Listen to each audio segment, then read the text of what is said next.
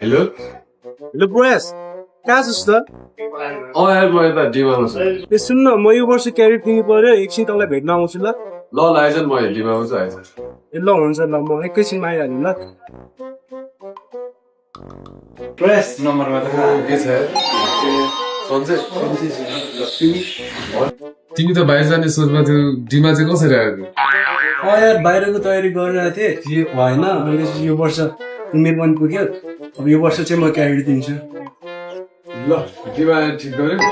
अब क्याडेटको उता भर्नाको फर्म पनि खोलिसक्यो तिमीले नि ठ्याक्कै पुग्छ अहिले त डिमामा एडमिसन गर नि त तयारी के कस्तो छ कि तयारीको लागि त हामी आज एडमिसनहरू गरेर जान्छु अनि तिमी पनि यति रहेछ सँगै अब तयारी गरेर यो वर्ष चाहिँ टक्क दुईजना क्यारेट लाग्नुपर्छ है ल जाऊँ न त एडमिसन गर्न हुन्छ म त मेरो साथी हो भर्खर मैले उसलाई बोलाएर ल्याएको एडमिसन गरिदिनु हुन्छ यो फर्म भर्दै गर्नुहोस्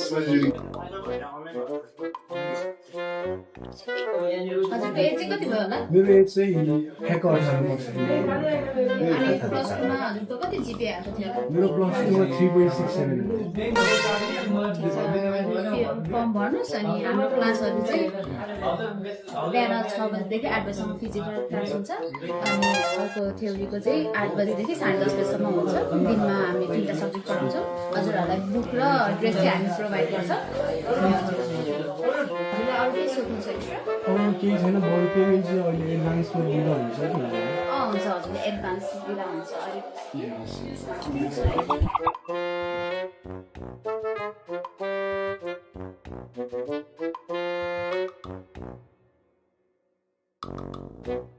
हजुरको बुकहरू ए सरी कुन चाहिँ